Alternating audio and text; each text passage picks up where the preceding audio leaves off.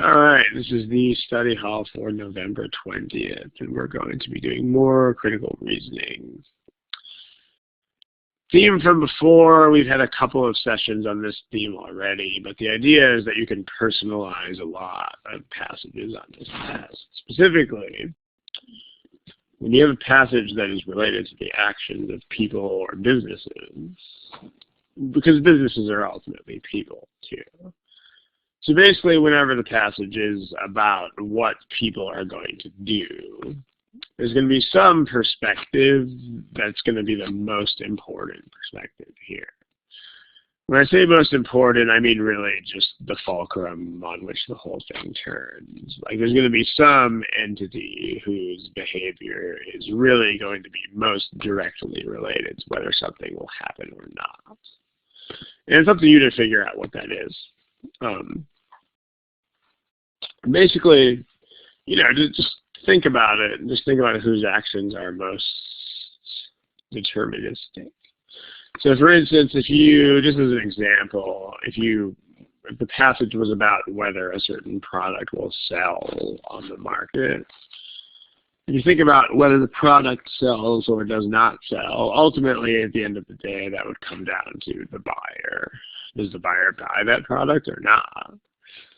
So you would adopt the perspective of the buyer in that kind of situation. So try to think very carefully about that. And what you might want to do with a lot of critical reasoning problems, you can't really just read the text one time.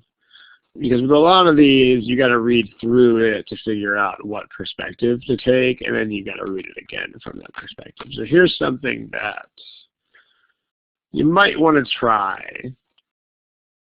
As with everything else, you should just kind of throw it at the wall and see if it sticks. Meaning, like, try it, see if it works for you. If it doesn't work for you, don't do it. But if it does work, do it. So you might want to try quickly browsing the passage first and noticing what the issue is. Because all of these passages will have some sort of issue that you're trying to resolve. So then, once you know what the issue is, think about points of view, right? So again, as an example of what I'm talking about here, if the issue is, will this product sell on the market or will it not? Ultimately, the decision there belongs to the buyer of the product, or at least the potential consumer. Because the marketer can't directly determine whether or not something will sell. Ultimately, the consumer has that power. So figure out whose actions are most central to this whole thing, or whose point of view, and then go from there. And then go back and read slowly. Slowly is the key here. You should really be always doing this stuff relatively slowly. Like, one of the biggest problems that people have here is thinking that they have to rush. If you want to prove to yourself, by the way, that you don't have to rush, you can just count the words in these passages and just think about reading speeds.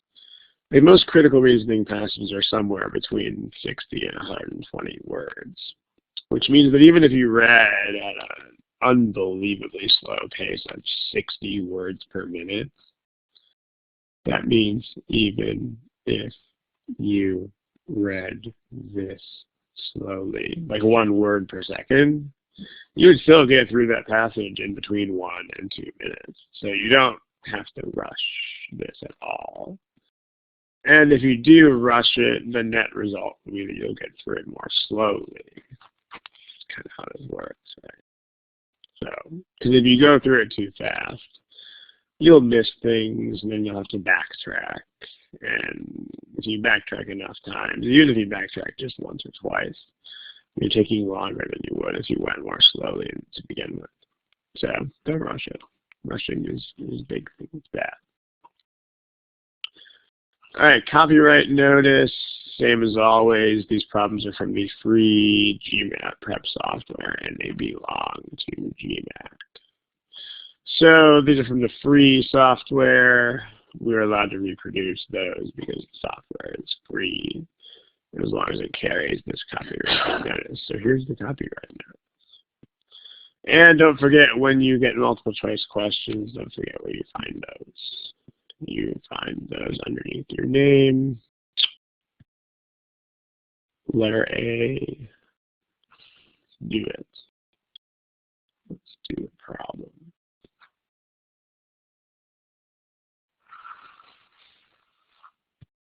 There you go.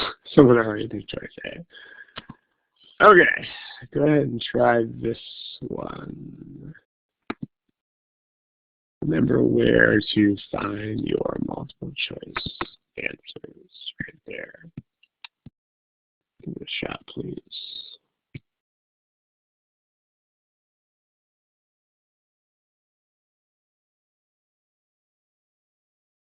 Okay, this is the point where we're getting into a lot of time being spent, so it's time to pick something.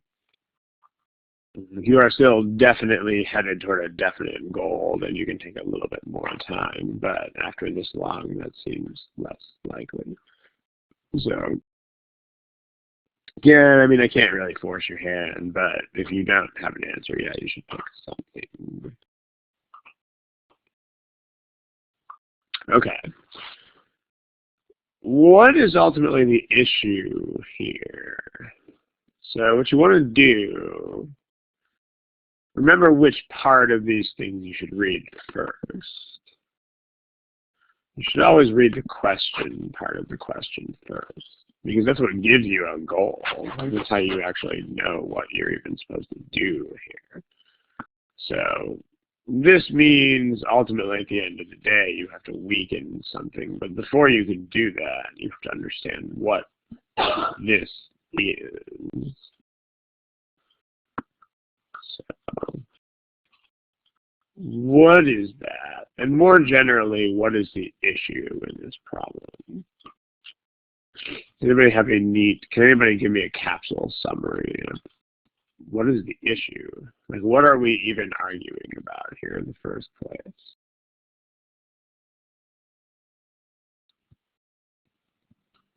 Chat box, if you know.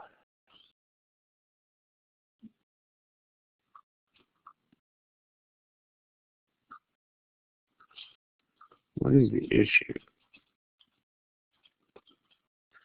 Yeah, the issue is whether the wine bottles are going to be mistaken for one another by whom.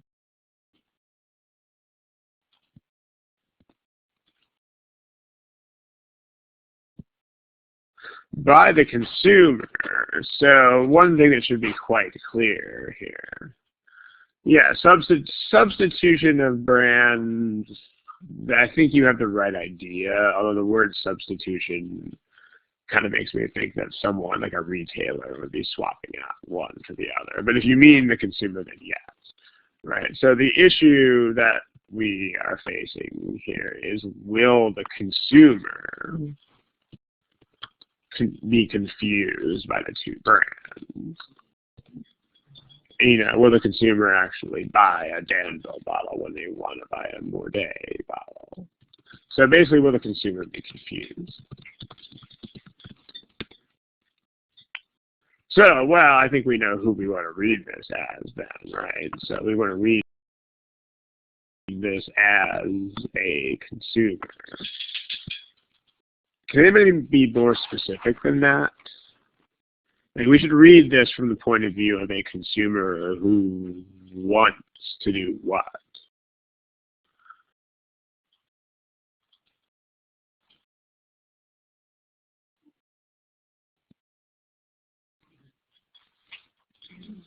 Yeah, what we want to do is we want to read as a consumer who's actually trying to buy the wine from Mordae.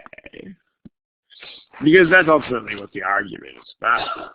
Like, this is kind of like, sounds like the prelude to some sort of copyright for a trademark infringement, trade dress infringement kind of thing, right? Like, they're almost accusing the Danville without really saying it of copying their trade dress, or whatever you call it. So make yourself, so read the passage as a consumer who wants to buy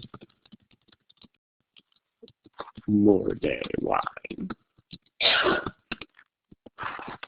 Okay, so that's us. I mean, we want to buy a bottle from these guys. And then you got to make sure you know which side of this issue that you're on. Might take a second of thought here. I mean, this one helps because it's clear which side each winery is on. I mean, these guys are the ones who are accusing confusion. These guys are defending it. They're like, nope, not confusion. You can tell it apart, right? I mean, you know who's on which side, right? So undermining their response, it means you're back on the side of more day.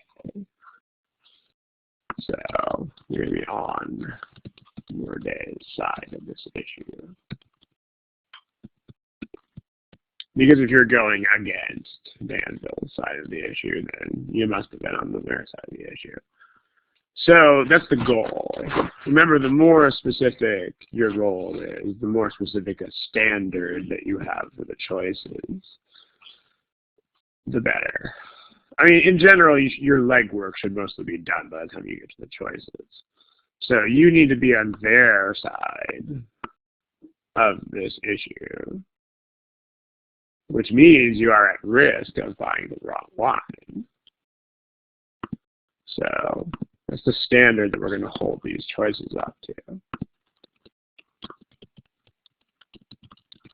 So the choice is, which one of these things?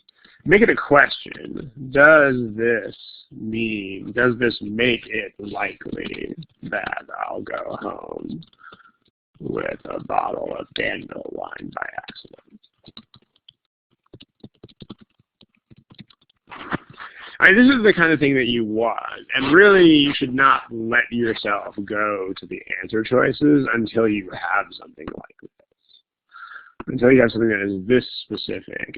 In particular, your standard should not ever contain words like argument, or undermine, or conclusion.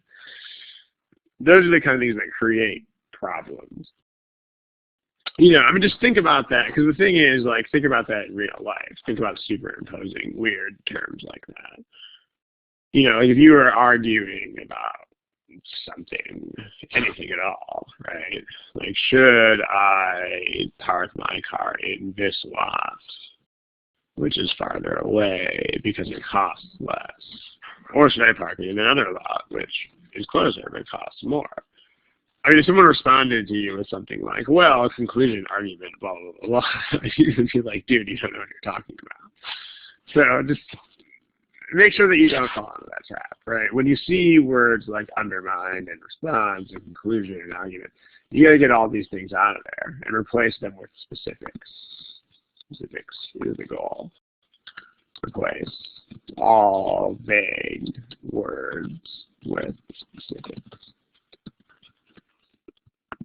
So by the time you get here to the choices, you should be mostly done.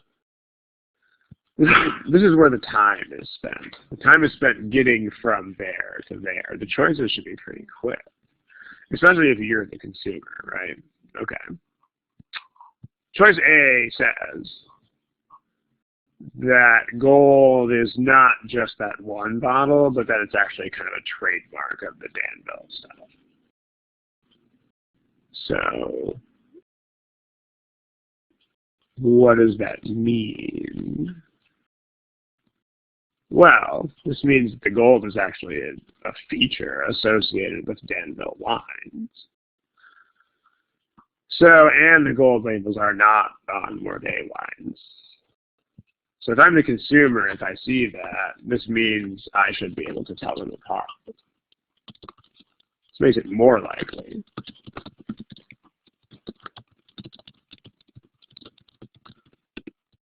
Because if it's, you know, if the gold is some sort of familiar pattern on the Danville bottles, then I'm going to know, sure, gold label, okay, that's Danville, that's the one I don't want to buy. I want to buy the one that's not gold. If there's that degree of consistency, if that is a thing, that's going to, if anything, it's going to make the Danville wines more recognizable. So that's a wrong way answer. I mean, it is relevant for sure, but relevant's not good enough. You actually have to be on the right side of the issue. So this one's the wrong way. Same thing with choice B. I mean, if this bottle is taller than that bottle, like if there's any difference, then there's a difference. It's going to make this less likely, right? Anything that makes it more distinct. So also this means more likely I'll be able to tell them apart. So just like choice A, that's also the wrong way answer. We have a few people picking each of these choices, right? Notice these choices are white when you want black. They're exactly the opposite of what you want. Like these would both support the notion that the bottles can be readily distinguished. It's kind of weird. I mean, you might think it's strange that you would actually pick the exact opposite of what you want. But most likely that just means you didn't have a clear enough standard for the choices. If you get to the point where it's all specifics, which choice makes it likely that I will confuse them? You're not going to pick things like these. Nobody picked C. We don't really care about ads, and this doesn't really address the issue one way or the other. It doesn't address the confusion issue. Okay, well, D, so think about what this means if you are the consumer in this situation. What is that? Most obvious feature. I mean, given what they've described here, what is the most obvious feature? Yeah, it's the actual bottle because that's what they have described as distinctive. And since nothing else has been described in such a way, you want to infer that that's the most distinctive. Like they wouldn't describe this as distinctive and not that unless this is the most distinctive feature. Like they're not going to mislead you with words. So the most obvious feature of the bottle is the fact that it is tall and black.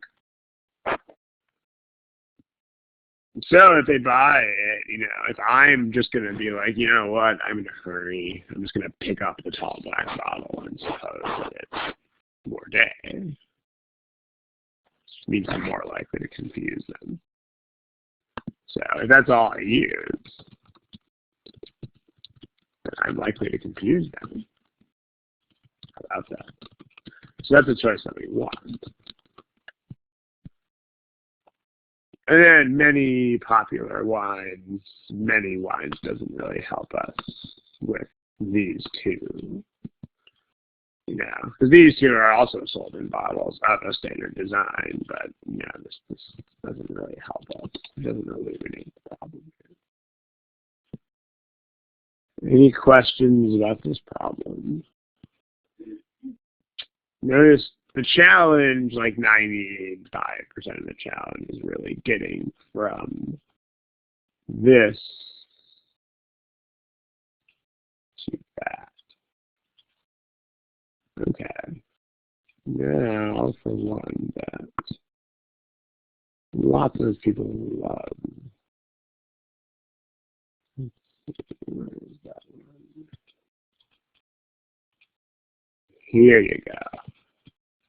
And don't forget where multiple choice answers are found.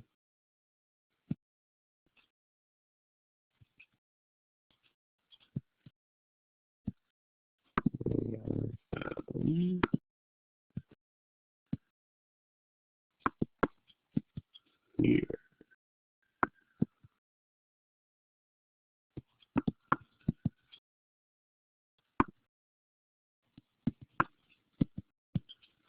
Go for it.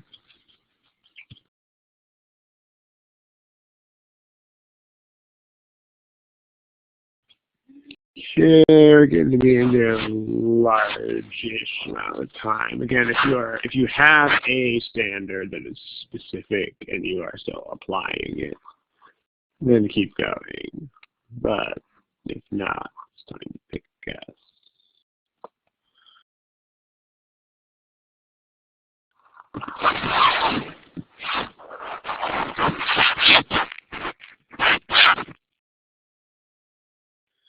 While you guys are finishing up, in response to the question in the text box, difficulty levels are not something that will help you at all in any way. So, in fact, ironically, the fact that you have to ask that question is proof that you don't really care. You know, because you're asking the question means you have no idea what the difficulty level is. So you can't base a strategy around it. You can't base a strategy on something that you can't even tell what it is. So there's no sense in worrying about that. Every problem is a respectable opponent, as it were. Okay, let's pick something. If you don't have something yet, you should pick something. Okay. Jack, Janine, Chunying.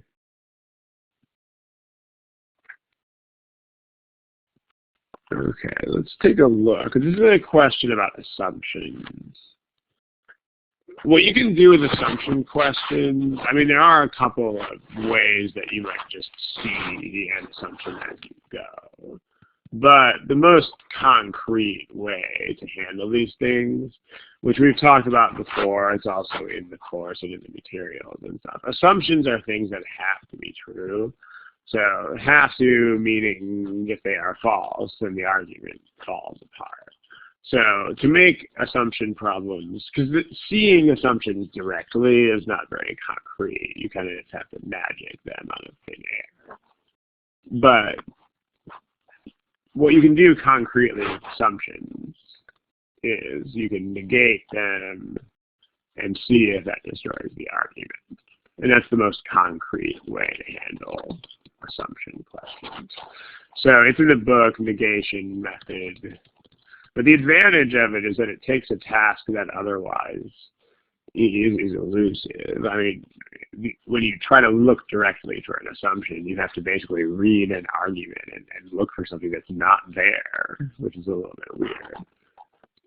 But the negation method becomes more concrete because you actually start from an answer choice, where the answer choice is supposedly an assumption. Assumptions are necessary, so that means if you make the choice false, the argument should fall apart. So you can still personalize this. You know, you found an actual assumption if the argument is destroyed. No, okay. I mean, the front page said specifically people or businesses, but you can go beyond that if necessary.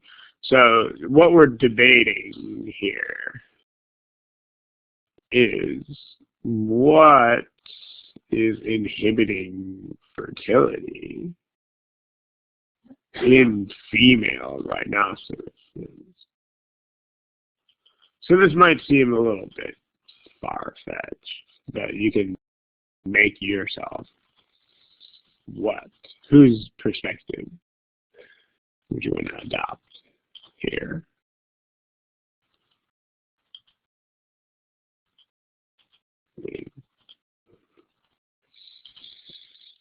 Who, if they were sentient, would have the most insight into what's going on here? Who is most directly at the center of this?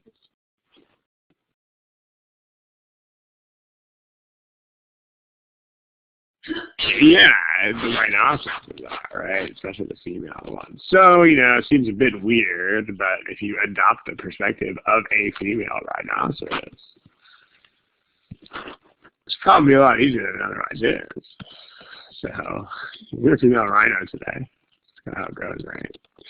Some days you wake up and you're just a female rhino.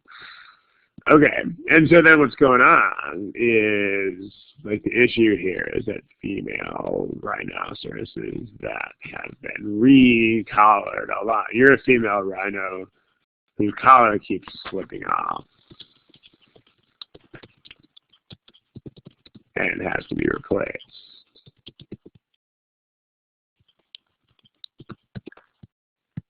And your issue is, whoa, you are so much less fertile now. Your fertility has plummeted.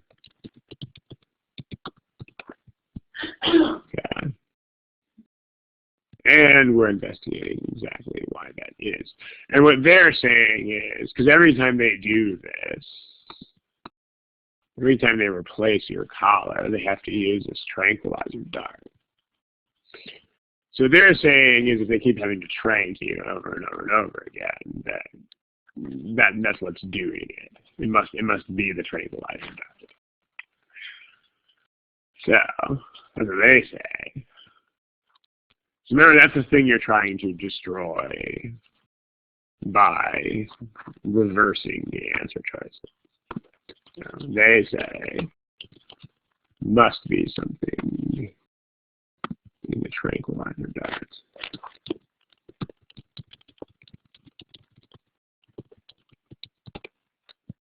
So that's the standard. Standard is you take an answer choice, make it false, and you should, once you do that,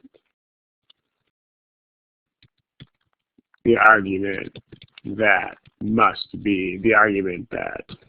it must be something in the tranquilizer should be destroyed.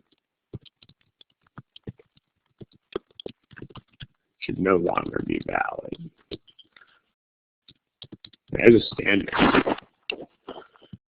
It should work somehow against that argument. Well, it's probably going to do that. And the only way you could really, because if you're a female rhino, you're looking for answers here, right? You're like, why can I not have baby rhinos anymore?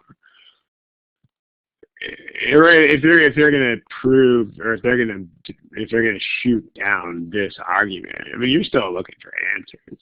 So they're going to have to do it in a way where some alternate thing is blamed. The blame should be shifted from the tranquilizer to something else. So I mean, it's not good enough to just be like, oh, seems doubtful to be the tranquilizer thing. You're gonna have to pin it on something else. So let's do that.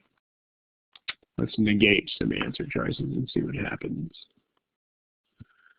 Choice A says the dose of a tranquilizer is large enough to give. So they hit you with such a large dose that there's no way that you could threaten these guys, even if you wanted to. So, if that's false, remember you're making these false. If it's false, then that means the dose isn't that big. But that doesn't really change your issue, right? Like, I mean, if the tranquilizer is the problem, it could still be the problem. Even if the dose is a little smaller, that doesn't mean that it's not going to cause fertility issues.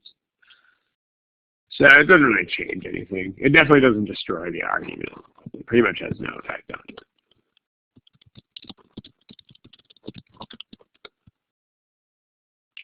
B says that your friends who are not collared have been more and more and more fertile lately.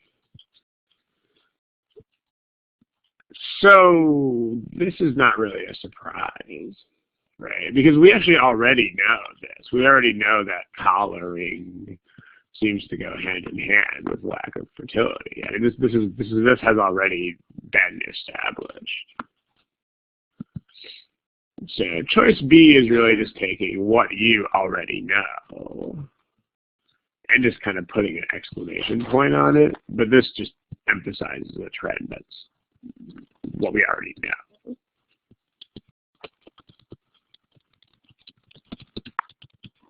If you make this false, what do we get if we make that false?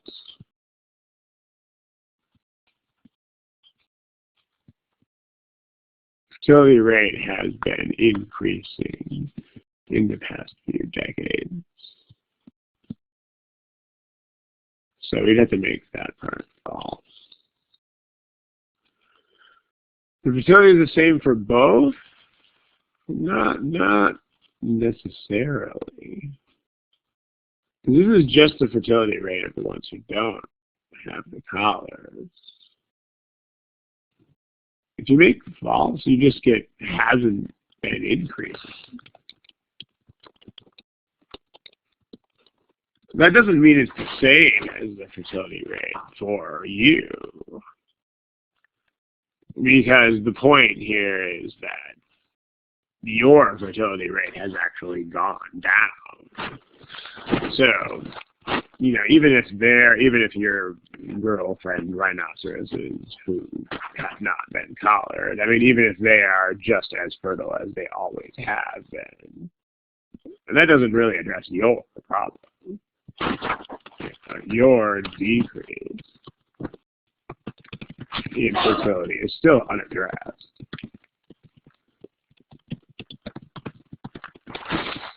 It doesn't destroy the argument because, I mean, if you actually could get from here to the rate of the same, then it would definitely destroy the argument, because if the rates were the same with or without a tranquilizer, that would show the tranquilizer is not doing anything. But it doesn't. It's just comparing your uncollared friends now to what they would have been in the past. So, yeah. Any questions about that? The uncollared females may have another reason to increase. Yeah, cow shell, that's also true. Although, remember, you want to avoid going too far down paths that are not productive. Like, you gotta have a standard, right? So, the standard is we are still trying to explain why your fertility has gone down. If you talk about them, we're already far enough afield. So what you're saying is true, although there's not really a need to consider it because it's already off topic by the time you get to this part. By the time you're talking about your friends who don't have collars, we're already off topic. So, efficiency-wise. All right, choice C. If choice C is false, what does that mean?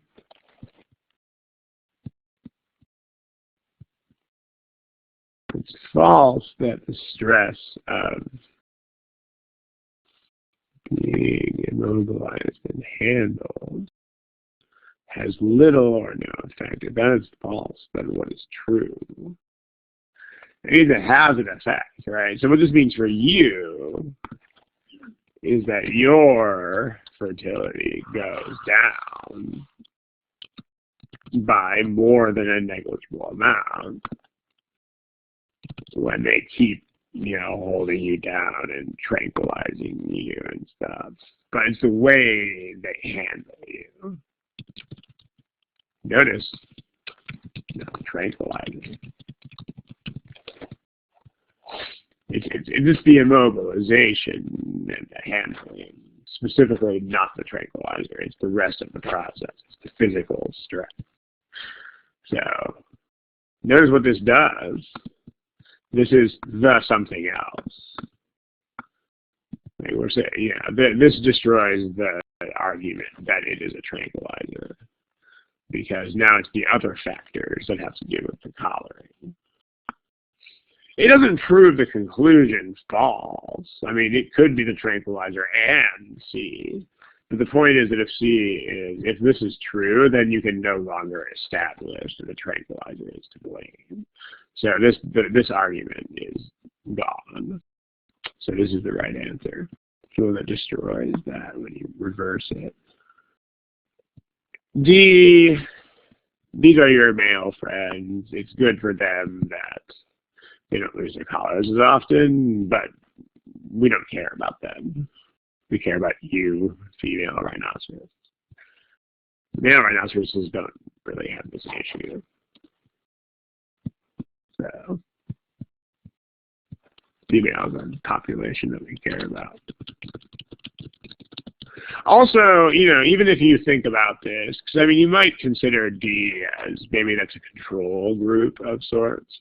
But the problem is, again, we already know that the more you're recollared, the lower your fertility goes. So you can notice that, if they don't lose their collars, then they're not, they don't lose it as often, you would expect them not to have this issue. So, like if they said, if the male rhinoceroses, even though they lose their collars less often, if they had the same decline in fertility, then you would have something there. But this is just a statement that they don't lose their collars as often. We don't know what happens to their fertility. So, not a good comparison. We see their assumption that Ramesh 9, what are you responding to exactly? Can we assume another assumption? Assume another assumption. I am kind of lost in that question. Maybe you could explain. If you're saying that we don't, I mean, the connection between those two things is explicitly made in this choice. So if you make this false, then you are explicitly given, if it's false, that there is a relationship between this stress and the fertility. It actually says that, the effect on the fertility of stress. So you don't need to make any additional connections that are not already there. So hopefully that helps. Cool. And then E says that they also use the tranquilizer for other big animals. Well, that's great, but that doesn't really tell you anything. This doesn't answer your question about. You're still wondering. You're still left wondering about fertility. It has nothing to do with fertility. Yeah, if you're the female rhinoceros, the main thing about making yourself the female rhinoceros is that the focus of the question is much more obvious. Because you're sitting there wondering about something that is extremely personal. Your friends are all having baby rhinos, and you can't have baby rhinos. Sad. You're wondering why this is the case. You'll immediately know that things like D don't matter. Because you're wondering about you.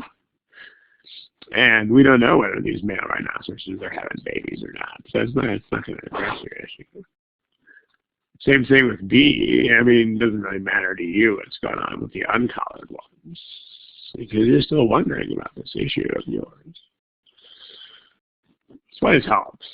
Because, I mean, a lot of the wrong answers on these problems are just things that are not relevant to the issue. And to understand exactly what the issue is, that's the most valuable thing about personalizing it. Because when something really affects you, you'll know what's relevant and what's not. You just will. Choice B and C. Okay, just real quick, B one more time. The point is that your fertility rate has gone down, and that's what we're wondering about. So this baseline rate, this baseline rate's already higher than yours. You have a lower fertility rate than they do. So whether their rate has been going up or not, it doesn't affect the issue. Like if B is true, then their fertility is going up, but it's already higher than yours anyway. If B is false, then their fertility rate has been constant. But it's still higher than yours. So still leaves the mystery unaddressed. It doesn't affect this argument. Because regardless of whether B is true or false, the fact of the matter is that your uncollared friends are more fertile than you are. If you make B false, it doesn't change it. So making B false really does nothing. Hopefully that helps. Any other questions, feel free. If not, we'll do something else. And don't be afraid to be a female rhinoceros when you take this test. Sounds weird, right? But yep, I was a female rhinoceros today. How many of your friends can say that? All right, let's try another one.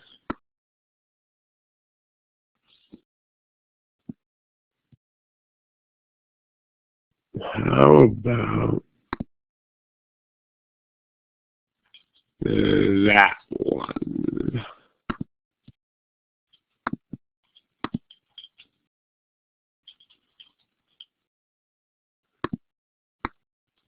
And of course, don't forget where your multiple choice options are found.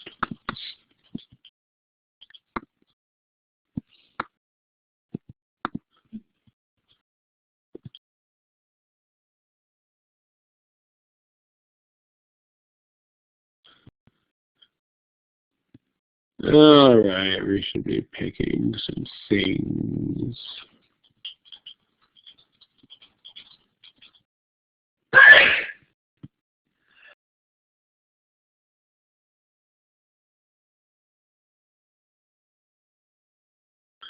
Okay. If you don't have an answer yet, let's see. Anjal, Brian West, Chen Ying, Sergey, Wendy, and GJIE.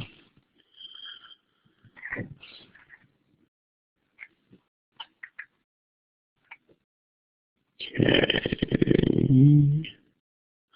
All right, so no one's got B boy or E elephant.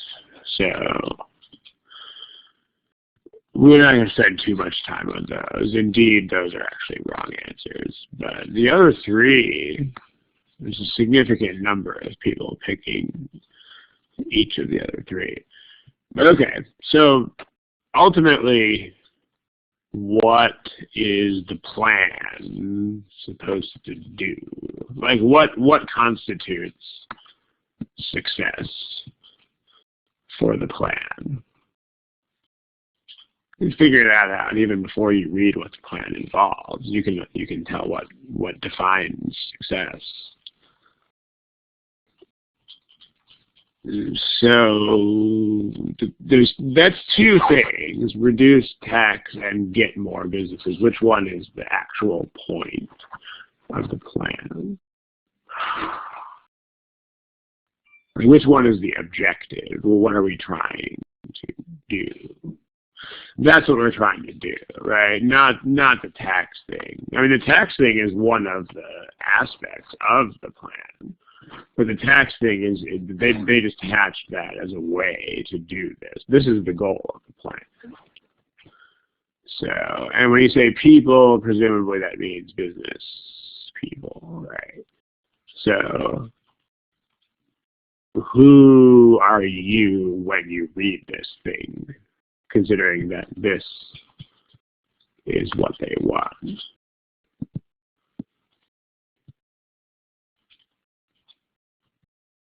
What is who are you, and what is your standard for the answer choices? Yeah, you're a business owner, or at least a manager who chooses where the business goes, looking for a new place. And then what is the standard that you're going to ask the answer choices? Remember, don't look at the answer choices until you have a standard. Like, threaten the plan's likelihood of success. Wow, that's so abstract. But if you are a business owner, this is suddenly not abstract anymore. What does it mean to threaten the plan's likelihood of success? is it incentive to move question mark? But which way do you want to go on that? If the plan's success is threatened, which one of these makes me what?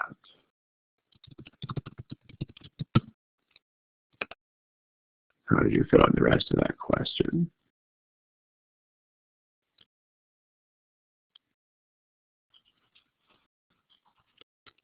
Which one of these makes me... You're thinking too much right now.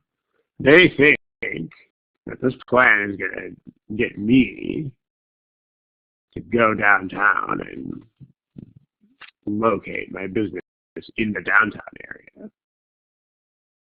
They think it's going to make me want to do that. So if the plan's success is threatened, that means that what do I want or not want to do? Yeah, I don't want to go downtown. Which one of these makes me not want to relocate my business to downtown? Okay. I mean, again, there shouldn't be too much brain power that goes into this. Like when you set a standard for the choices, you're not thinking of anything new yet. I mean, it's true that the answer is going to have to be something that's not mentioned yet. But remember, this is something you need to come up with before you look at the answer. So if you're thinking about things like taxes or something like that, not yet. Now you read about this. Now you read what the details are. So there's going to be a lot of modern buildings. So there's the pros of the plan. Modern buildings, so they're probably sleek and cool looking. And reduction in tax rates. Well, okay. These sound pretty good. I mean, modern buildings, you can't really argue against that, right? I mean, if they're modern, they're modern. But reduction, you're like, well, okay, that's a start. But the problem with reduction is that there's still this open issue about where is it reduced from. So this may or may not, I actually haven't seen these choices in a long time, so I don't know what they do, but from what you should be asking. I mean, if it's reduced from a rate that's super high, maybe not, but let's see. So, all right, let's take a look. So we want something that will make us not want to relocate to downtown. Not downtown, downtown bad. Most of the businesses that are already there have long-term leases. Well, great, good for them. If I'm thinking about relocating there, this is not helpful information. Good for them, but I don't care. I mean, if there was something about incentives for a long-term lease, then I might be on board. But this is just a random fact. It has nothing to do with incentives. So, it doesn't help me. Again, if you personalize it, it should be pretty clear that A is just not what we want. All right, B, nobody picked, but, this means there's a lot of empty space, which is great, but, as long as there's something empty, it's fine with me. So, I mean, I don't need a lot of empty space in my building. I just need one empty space. All right, let's see.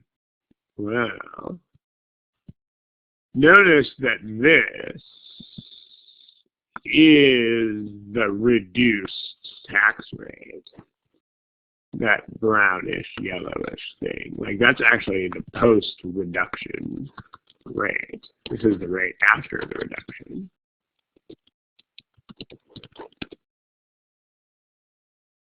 So what does C mean to me? Well, this means even it was nice of them to offer this, but even with that taken into account, I'm still going to pay less tax if I go to the suburbs. So it's going to make me not want to go downtown, right? I would rather pay less tax if I can help it. That's the choice we want. Ramesh, you could probably build some sort of case for that, but you would have to make assumptions about vacancy rates and such. You know, if you assume certain things about desirability, you know, I mean, like if a lot of empty spaces makes it less desirable, then sure. But you know, I mean, the problem is that high vacancy rate also might mean lower rents or something, which would be nice. So you would have to make up stuff about that. You would just have to hypothesize the effect of the vacancy rate. You don't want to do that because you can't just make stuff up. You can use common sense, and you can use strong real-world connections, but you can't just make stuff up. So better to just say there's a dead end. And vacancy rate doesn't help me because there's no obvious connection to anything. Because you want to be careful with doing that. You don't want to just make up connections. Like, this is not a made-up connection. This is, I would definitely pay less tax if I went to the suburbs. Even with the incentive that they've offered, it's not good enough to cover that. Choice D says that most businesses downtown also have space in the suburbs. Again, if I'm considering this doesn't really help me. Like, what does this mean for me? I don't know. Good for them. I don't really care. Because again, I'm a random business. You know, we don't know if I have satellite offices. We don't know if I'm expanding to downtown versus just relocating there or founding a business there. We don't know. So, but there's no connection between this and my situation. And then E, which nobody picked. E makes downtown seem like an attractive location. It makes it seem up and coming. I mean, if anything, E makes downtown seem like a better place. If anything. Just makes me want to. So that's the opposite of what we want. Wrong way. So, you know, we have four things that are just not. We have three things that are just not things. As far as I'm concerned, I want to know whether I should open my office downtown. A doesn't help me with that. B doesn't help me with that. D doesn't help me with that. This makes me want to do it. This makes me not want to do it. And again, when you finish reviewing these problems, you should actually get to that point. Because one thing that is very, very, very consistent about official critical reasoning problems is that the wrong answers are not close to being correct. They're not nitpicks. So if you don't, before you can consider yourself done with reviewing a problem, you have to get to a point where all the wrong answers are very clearly wrong for reasons that you can concisely state. But they should never be only a little bit wrong, and it should never require subtleties or nitpicks. They should be very, very, very wrong. Like A and B and D here are things that I just don't care about. Or at least whose connection to my situation is not obvious. E makes it look like an attractive destination. And then C is like, nope, more tax downtown bad. Still wouldn't, the term of a lease still doesn't tell me anything. I mean, if I knew that most places had long or short-term leases, then it doesn't matter, right? I mean, you know, imagine you're going to move into an apartment complex. all you really care about is whether there are apartments available and where is this apartment complex. If someone tells you, if you're looking for a 6-month lease or something, and someone is like, well, most people who live here have 12-month leases, you wouldn't care. As long as you can get your 6-month lease, fine. Because there's nothing here about requirements. This is just, most of them have that. Well, good for them. It doesn't affect your situation. And you would have to make up a lot of stuff to connect this to your situation. You would have to invent a lot of things, a lot of connections that aren't really there. Because as it stands, this is a dead end. Where are you going to go from here? I don't know. Okay, we got a couple people typing things. Let's see what's being typed before we go to another one. Typing. Now it's just George. George is typing. Let's see what George is typing. At what point do you decide whether it is a factor? Well, you can keep in mind. Although, what you want to think about, because, again, they're going to go after this plan, right? They're going to give you something that makes the plan not seem good.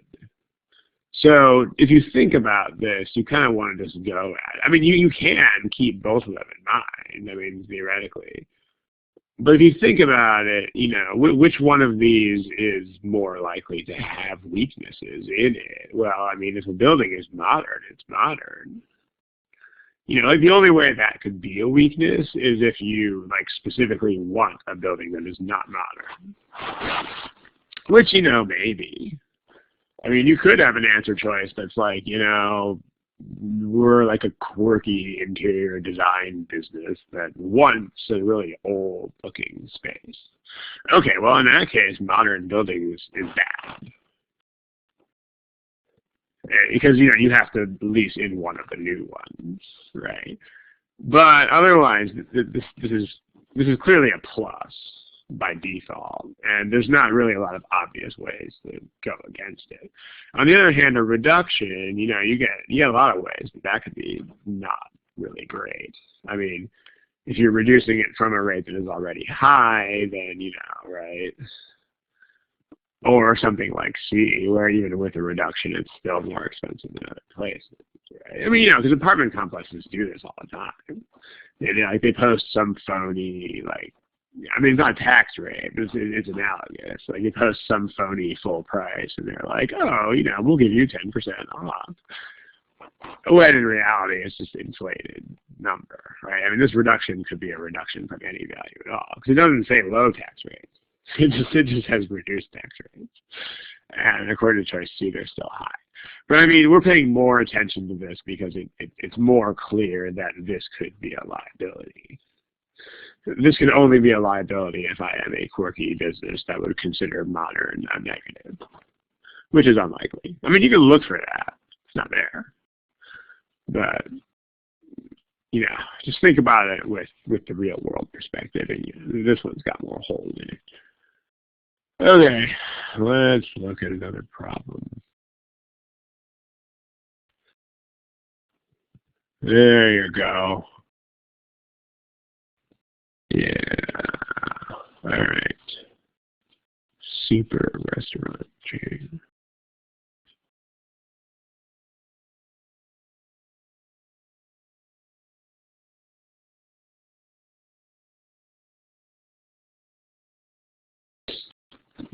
Okay, we're starting to get into the neighborhood of taking a long time.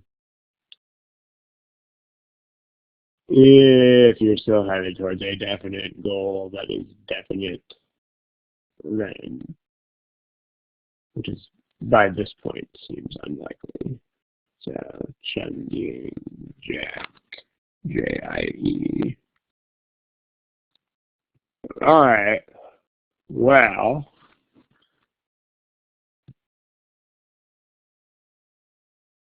As always, this centers on making things like this and this into real things. I mean, again, you know, imagine conversations if you don't understand the degree of specific that you're looking for. I mean, if anyone was talking about what will the proposal do to achieve the goal, I mean, that's not how people converse about issues or debate. To have a debate, the very first thing you would have to do is get all those kinds of green words out. Argument, proposal, goal, reason, undermine. You don't want any of those. You want specific. You want to understand what are the sides of the issue and then just which side are we on.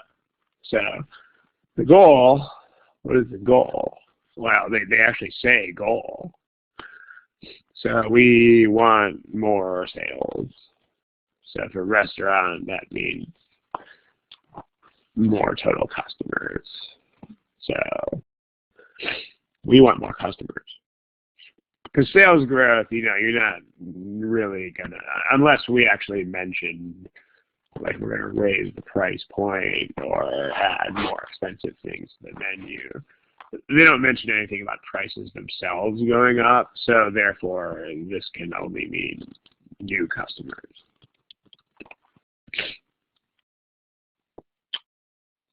And those new customers cannot come at the cost of old customers. Like if we lose old customers to get them, that's not good either. So new customers without losing existing ones. Okay, well. And then ineffective. So they're saying the proposal, let's color code this. The proposal is to open more new restaurants. That seems reasonable enough. Because, you know, the deal is past performance, right? Like by opening new restaurants before, we keep getting new regulars. We keep getting new customers. So we just keep doing that. That's what they're thinking. So standard. What do you want to show? So, see if someone here can state the standard without using any vague terminology. Question that you think of it as asking a question to the answer choices. What are you asking the answer choices?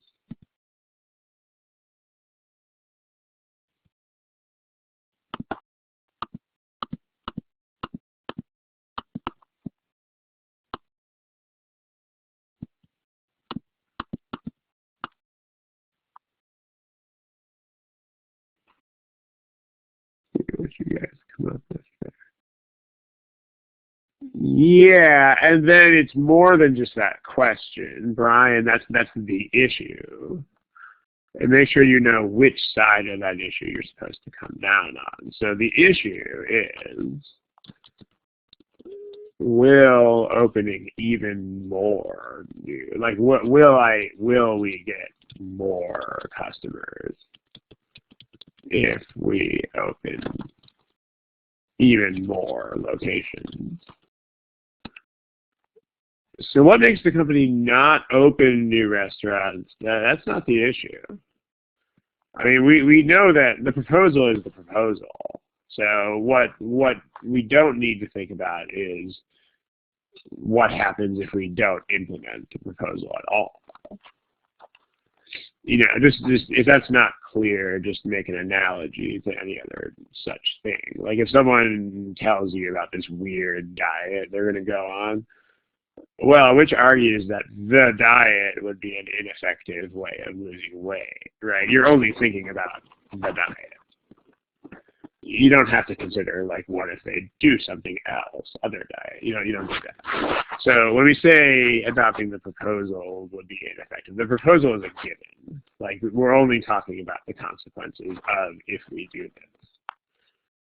We don't need to think about not doing that. Because that's not the issue. The issue is not, will we actually do this or not? It's, if we do it, what will happen? So yeah, Yeah, the ineffective option would be, so if the plan is effective, that would mean we get more customers. So ineffective is we don't. So that's the sign we want to follow. I mean, so the standard that you want to apply to the answer choices, the standard against which you hold the choices up is going to be which of these makes me think that I won't get new customers even if I open up new locations. So to compress that a little bit more, new locations, but not new customers. That's what I want. Let's think about that. Well, times when they find our restaurants too crowded.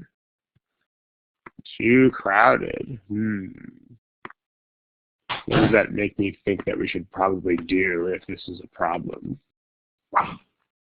There's a problem with overcrowding of anything. What would you like to do? You would like to open more. This gives us a very good reason to open more locations. So this doesn't really, not only, there's two problems here. The first problem is that it doesn't speak to the results of the plan, which is really all we care about. So that's a big problem. It doesn't really give us any better speculation about what will happen. But what if it does anything? It just makes expansion seem more important or more urgent than it does now. So I mean, in effect, it's mostly irrelevant because it doesn't really speak to results. But if anything, it goes the wrong way. I mean, it makes it seem like we should. If crowding is a major problem, then we would probably have more space for those customers if we open new places. B says, has generally opened well, okay, but that doesn't really say that we're going to keep doing that. So the first thing here is that we don't know that the new locations will do the same. Like there's nobody saying we'll keep doing this.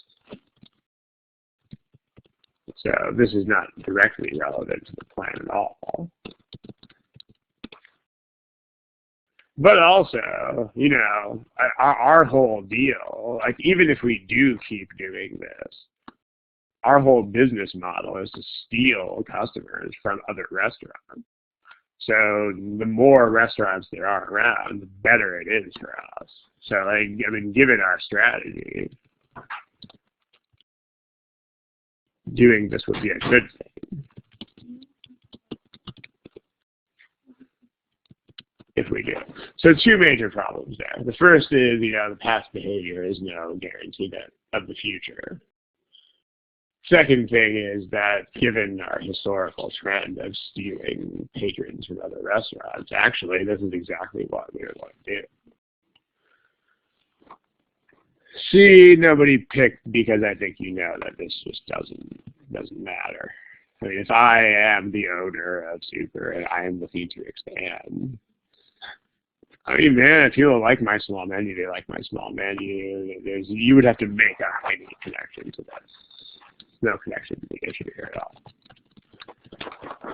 You know, for smaller variety of foods, well, I mean, great. Right now I'm doing business with a small variety of foods and it's working. So I can keep doing that. What is choice D? Choice D in simpler language means potential site.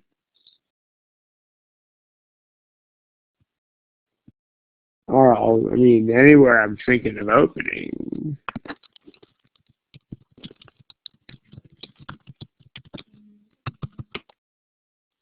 Anyway, I'm thinking of opening a restaurant. I already have a restaurant in the neighborhood.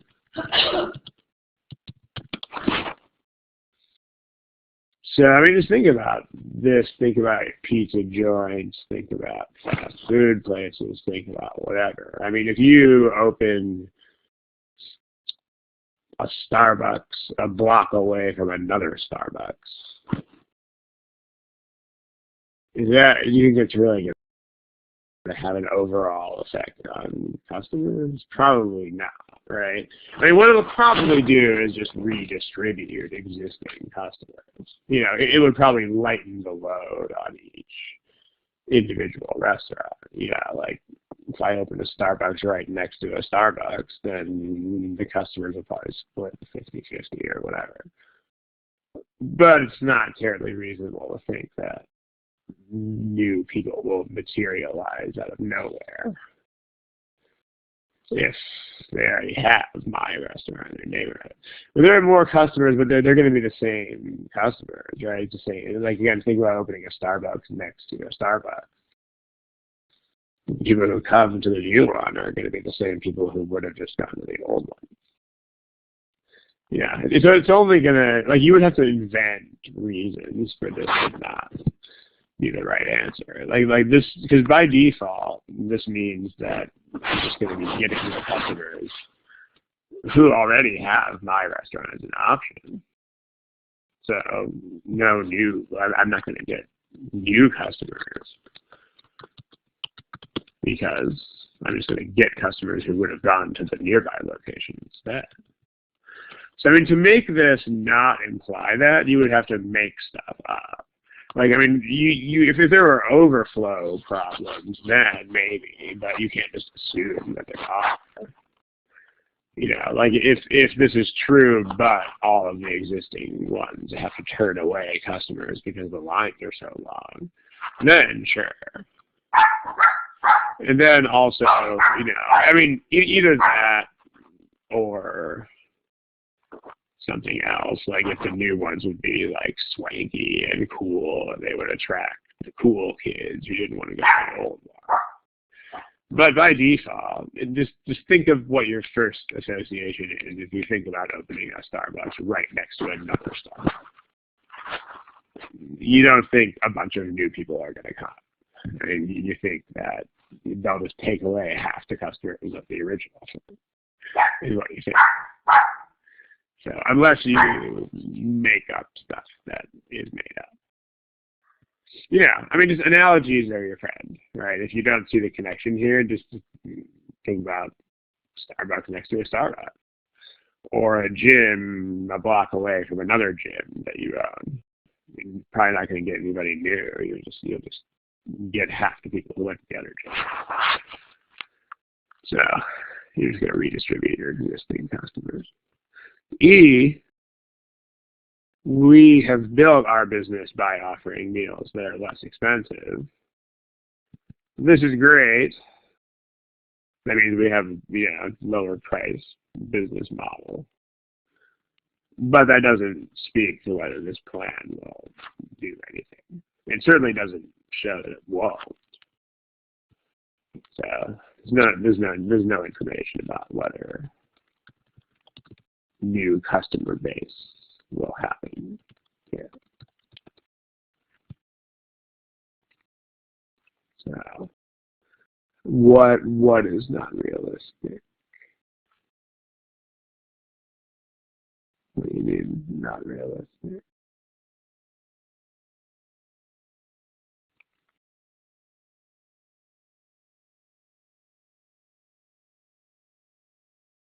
I think we have other questions also. Feel free.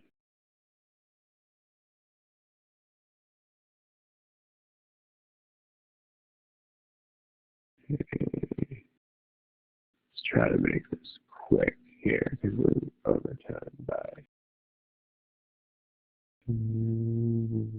What I do not understand.